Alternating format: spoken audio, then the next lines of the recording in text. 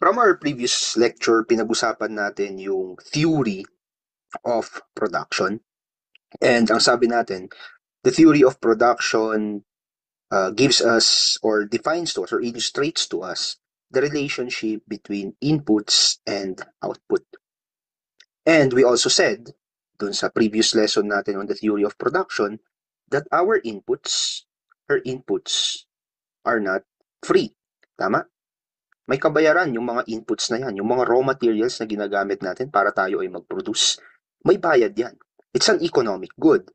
So yung land, binabayaran yan ng rent, labor, binabayaran ng wages, yung capital, binabayaran ng interest, and then yung entrepreneurship, binabayaran ng profit.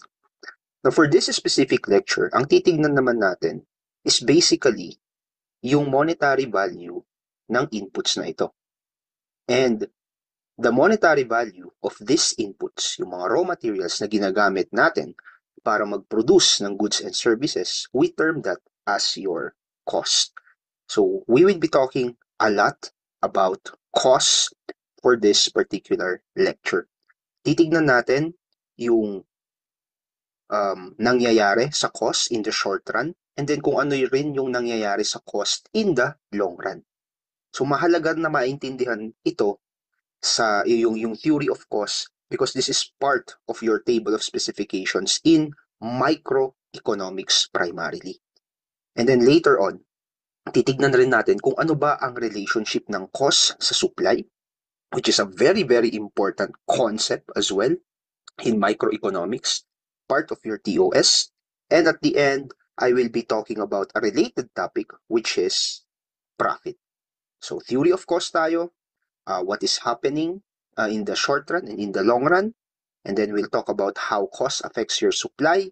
And finally, we'll talk more about profit in the end. So before everything else, let's talk about cost.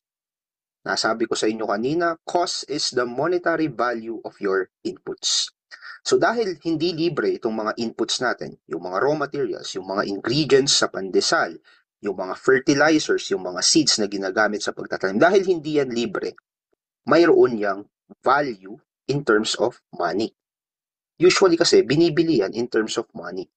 And yung value niya in terms of money, we term that as your cost.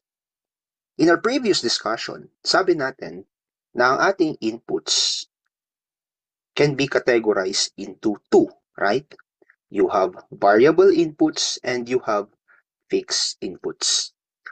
Yung variable inputs, yan yung mga nagbabago habang nagbabago yung unit of yung gusto nating i-produce. Whereas yung fixed input, yan naman yung nananatili lamang kahit na 1 million or 0 yung i-produce natin na goods and services. Ngayon, pagdating sa cost, same applies with the principle of variable and fixed inputs. So dahil meron kang variable at meron kang fixed inputs, it also makes sense na mayroon kang variable cost at saka fixed cost, right? Kasi your cost is basically the monetary value of your inputs, right? So if cost is the monetary value of your inputs, edi ibig lang sabihin yan, meron ka ring variable cost at mayroon ka ring fixed cost. So, paano natin i-define ang variable cost at saka fixed cost? Parehas rin on how we define variable inputs and fixed inputs. Yung variable cost, yan yung cost na nagbabago habang binabago mo yung units of goods and services na pinoproduce mo. So, halimbawa, pagdating sa bake ng pandesal, yung cost ng harina and all of the ingredients na ginagamit natin sa pandesal will be your variable input. Whereas yung cost naman ng oven, yung pwesto mo, yung monthly rent mo para makagawa ka ng pandesal will be your fixed cost. Kasi yung fixed cost na yan, yung oven, yung renta, hindi yan nagbabago kahit na mag-produce ka ng 0 na pandesal or 1,000 na pandesal.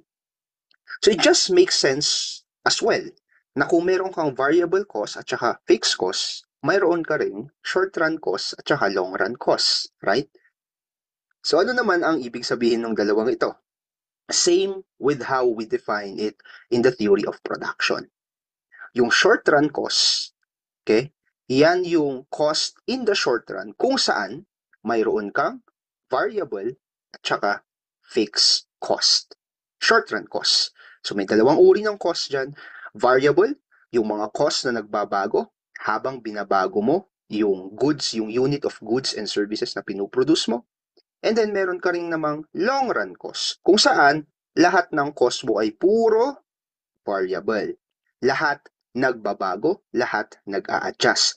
Nag-a-adjust pati yung asset, nag-a-adjust yung mga capital, yung lupa, yung machineries mo, you can expand further, etc.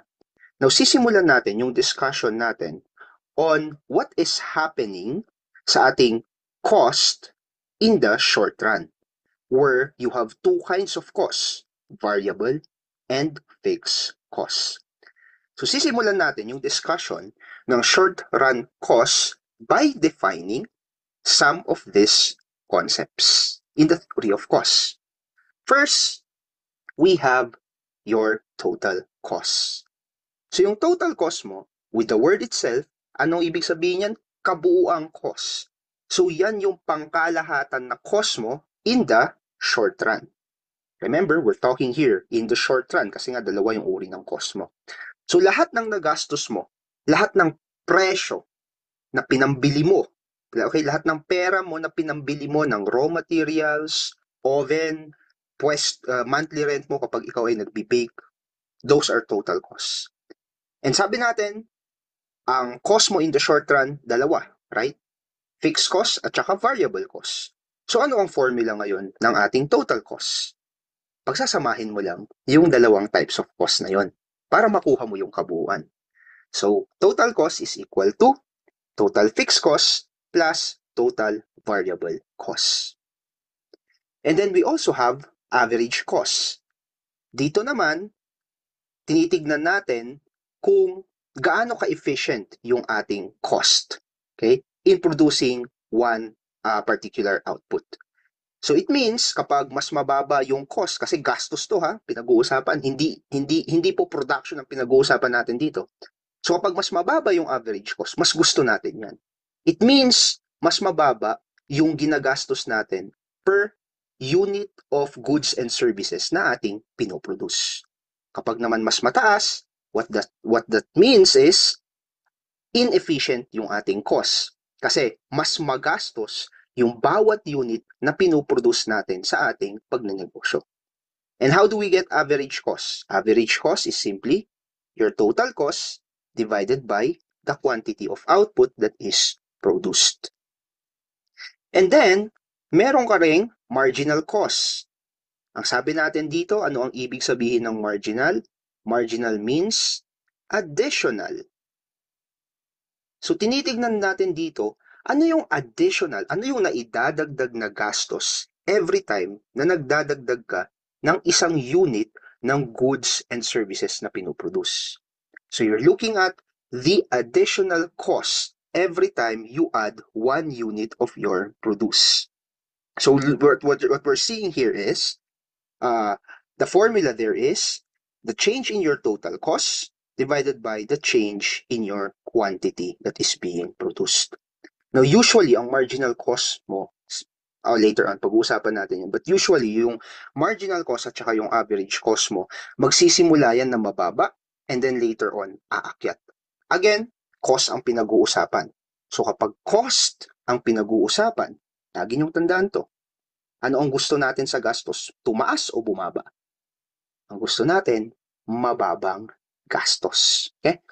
So, kapag cost ang pinag-uusapan, gusto natin ipababa yan. Kapag naman production ang pinag-uusapan or output ang pinag-uusapan, syempre gusto natin maitaas yan, ma-maximize.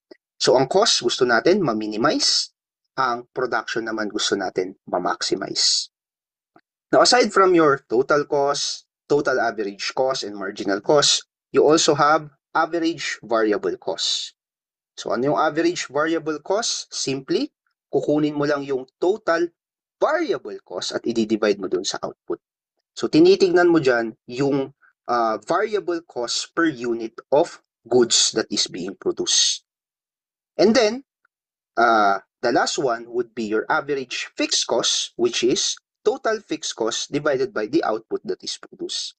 So ang ginawa lang natin dito for this average variable cost and average fixed cost, hinati lang natin yung dalawang type ng cost dito sa total cost. Kasi 'di ba, meron kang sa total cost, para makuha yan, meron kang total fixed cost tapos total variable cost.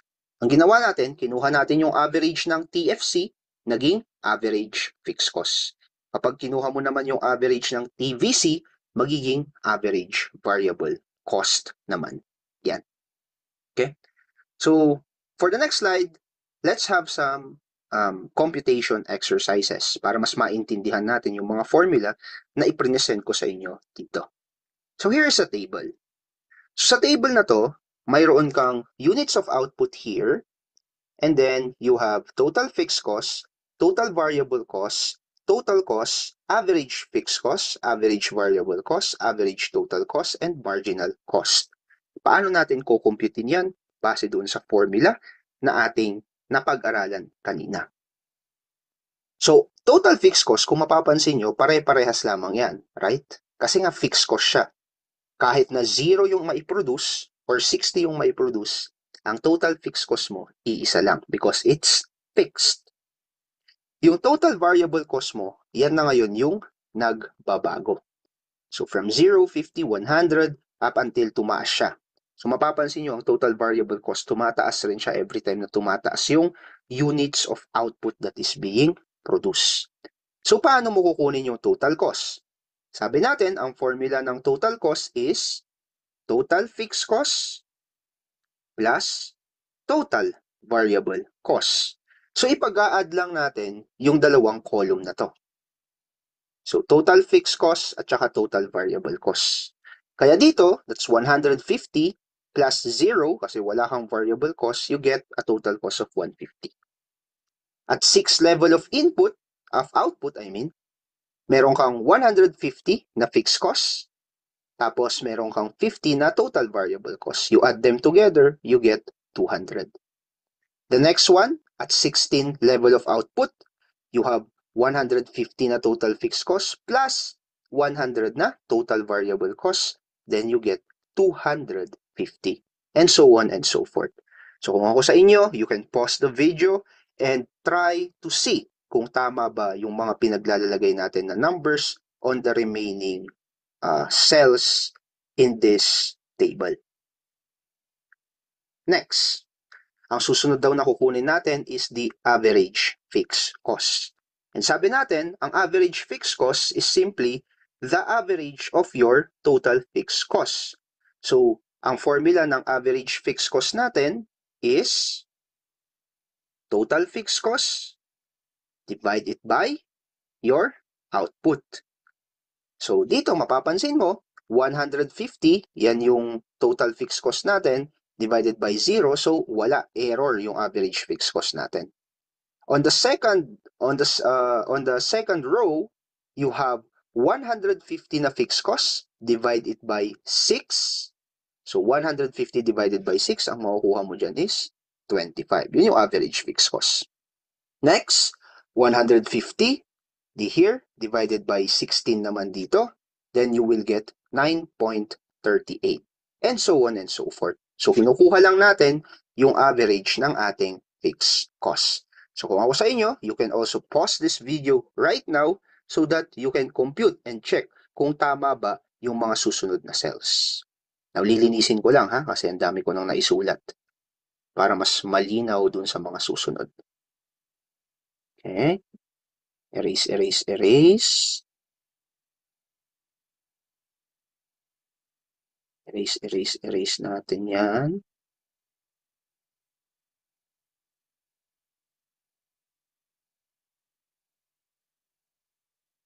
Okay. Next,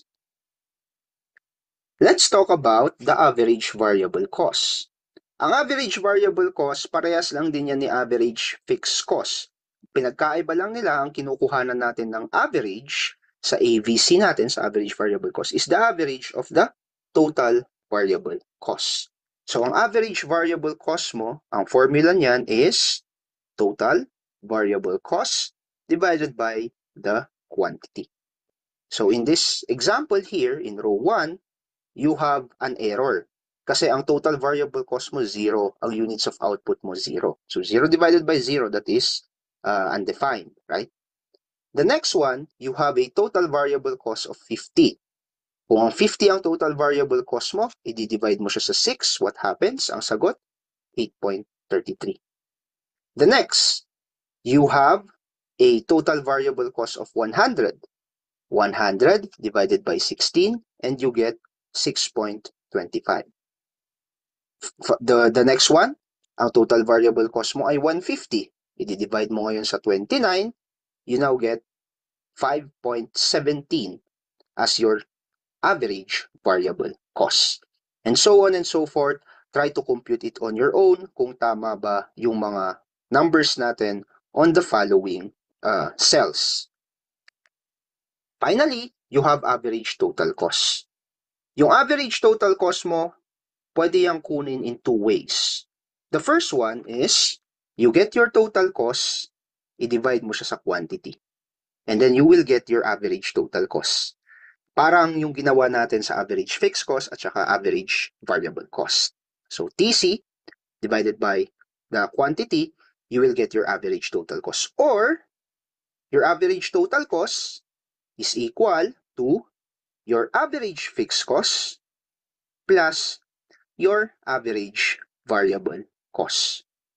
So kung titignan natin dito, yung average total cost na 33.33, nakuha yan kasi pinag-add niya yung 25 here at saka yung 8.33 here. Yung 15.63 dyan, nakuha yan because that is 9.38 plus 6.25.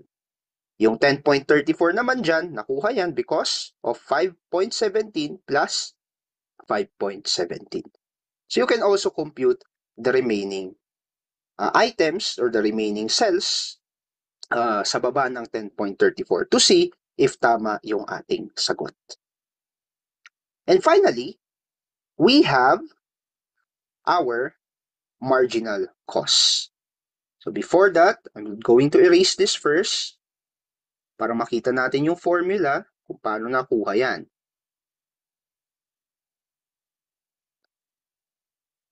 Okay. So your marginal cost, sabi natin, ang formula niya is the change in your total cost over the change in your quantity. Now, how do you get the change in your total cost? Well, the change in your total cost is basically TC2 minus TC1 over the change in your quantity, which is Q2 minus Q1. So, tingnan natin dito. Saan niya kaya nakuha yung 5 at saan niya nakuha yung 6? Yung 50, I mean, at saan niya nakuha yung 6? So, yung 50 is basically the difference of 50 minus 0. So, 50 minus 0, that is 50. Yan yung change in your total cost. Ito yon. Okay? So, 50, saan naman nakuha yung 6? Yun yung change in your cost. Saan mo nakuha? Saan niya naman nakuha yung 6? Yun yung change in the quantity. So, sa madaling salita, 6 minus 0. So, kinuha niya yung difference ng 200 minus 150. So, that's 50. And then 6 minus 0, that's 6. And you now get a marginal cost of 8.33. Ganun din dito sa sumunod. Saan nakuha yung 50 dyan? Yung 50 nakuha from 250 minus 200. And you get 50. Saan naman nakuha yung 10? Nakuha yung 10 by the difference of 16 minus 6 here. So 16 minus 6 is 10. 50 divided by 10, you now get a marginal cost of 5. Lastly, nakuha ulit yung 50 doon sa difference ng total cost mo. So 300 minus 250 divided by the 13 here, which is 29 minus 16. So 50 divided by 13, you now get 3.85. So yun naman yung formula natin sa pagkuha ng marginal cost. Again, you can pause this video and see kung tama ba yung computation natin sa ating marginal cost na natitira. Okay. Now that we have mastered yung mathematics ng pagkuha ng iba't ibang cost concepts, tignan naman natin yung kanyang graphical representation. Simulan natin by looking at the relationship between our total costs, total variable costs, and total fixed costs sa output in the short run or in the long run. Short run ba to or long run? Ito ay short run. Okay? Bakit siya naging short run? Kasi meron kang fixed cost at mayroon kang variable cost. So, this particular graph is telling us the relationship of our total cost to output. So, yung x-axis mo, that is your output, and then your y-axis mo pertains now to your cost. So, tignan natin yung mga different components. So, first off, total fixed cost. Ano yung nangyayari dyan? Yung total fixed cost nyo, mapapansin nyo, horizontal line siya. Diba? Bakit kaya siya, sir, horizontal line? Okay? Bakit horizontal line yung total fixed cost? Kasi nga, dahil fixed cost yan, hindi yan nagbabago. So kahit pa gaano karami yung output na ipoproduce mo, kahit na tumaas yan by output 3 or output 1, it doesn't matter. Your fixed cost will remain the same. Kaya yung total fixed cost mo is a horizontal line. It will not change no matter the output is. How about your total variable costs? Ano yung behavior na nakikita nyo? Paakyat siya, right? So, ano ibig sabihin nito? Habang nagdadagdag ka ng output, tumataas yung total variable cost. Saan siya nagsimula? Yung total variable cost natin. Nagsimula siya sa point 0. Bakit kaya sa point 0 nagsimula yung total variable cost? Kasi isipin mo, kung wala kang ingredient na panggawa ng pandesal, makakagawa ka ba ng pandesal? Hindi, di ba? So kung hindi ka gumastos para pambili ng mga harina and other ingredients for your pandesal, kapag 0 yung cost mo dyan, ibig sabihin wala kang output na ipoproduce. Okay? So wala kang output na pinoproduce dyan. But then later on, you can see that as output is increasing here, your total variable cost is also increasing. How about your total cost? Yung total cost mo, halos ka-shape din siya, di ba? Ni total variable cost. Pero magkaiba lang sila sa point of origin, di ba? Kasi yung total cost mo, nagsisimula siya saan? Yung total cost mo, nagsisimula siya dito sa point na to.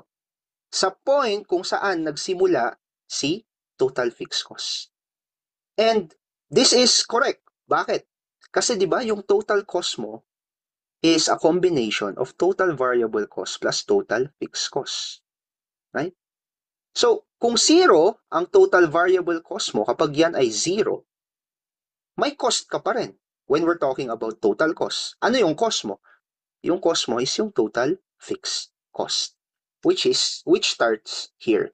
So, nag-i-start si total cost dito, tapos paakyat siya in similar pattern with your total variable cost. Now, tignan natin kasi hinati-hati natin yung graph na ito into different output level. Okay? So, buburahin ko lang para malinis.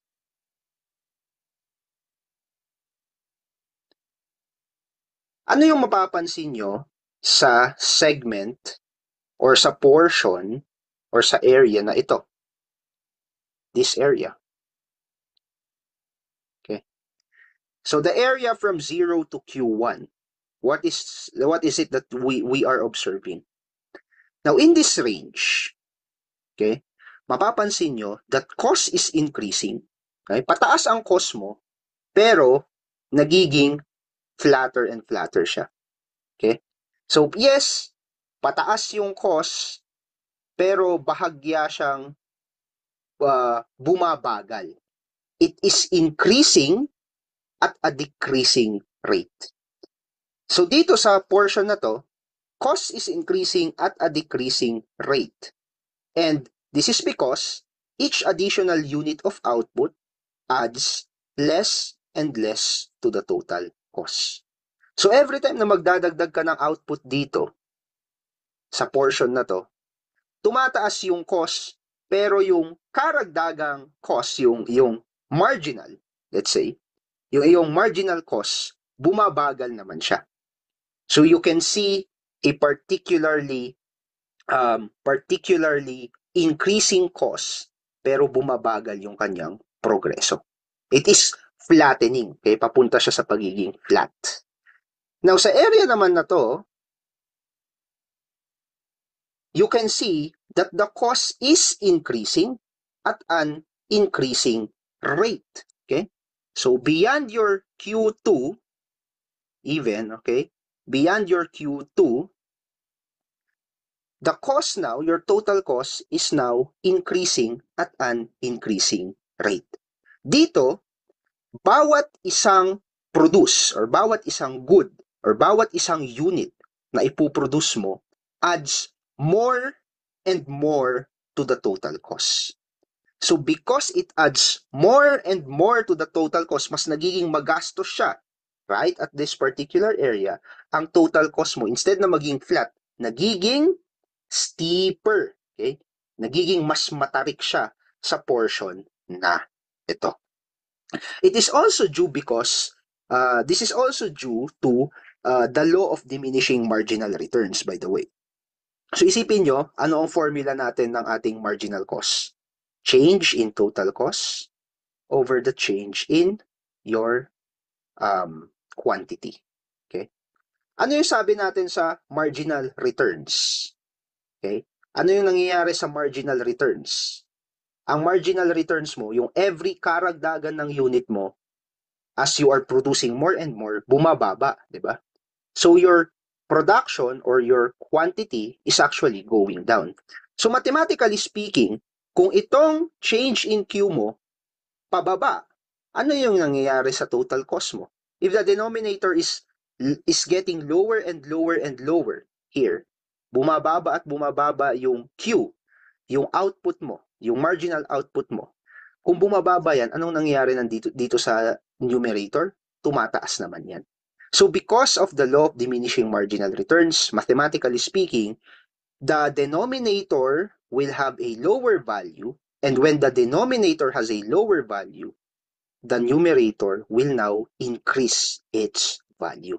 That is why the total cost is actually increasing at an increasing rate sa portion na ito. Okay? So, ito yung demonstration ng theory of cost when we're only looking at our total cost, our total variable cost, and our total fixed cost. Pero hindi lang naman ito yung ina-analyze natin. Remember, meron pa tayong average at saka marginal cost na napag-usapan sa mga cost concepts kanina. Meron tayong average total cost, for example, average fixed cost, average variable cost, at average marginal, not average, at saka marginal cost. So, on the next slide, pag-uusapan naman natin yung relationship ng short-run average cost, and that would include your ATC, AVC, at saka AFC, at ano yung relationship niya dito sa ating marginal cost. So in this particular graph, ano yung ina-explain nito? This graph explains how the different types of costs behave habang tumataas ang iyong output level. So, let's see. Unahin natin yung marginal cost. This one. So, what is happening sa ating marginal cost as output is increasing? So, una-una, ano ulit ang marginal cost? It is the extra cost of producing one more unit of output. This is the additional cost of producing one more unit of output. And ano yung mapapansin yung shape ng iyong marginal cost? Okay? Ang shape niya, U-shape. And U-shape siya kasi initially, ang marginal cost mo babagsak pababa, right? So may pagbaba initially sa iyong marginal cost. But then, as you produce more and more output, your marginal... Magtitake ka ba ng licensure exam for agriculturists this year? If yes, I believe my course is for you. Enroll now at Learning Agri with the modular course by clicking the link below. Ano pang hinihintay mo? Mag-enroll ka na. Samahan kita mag-review. Bye!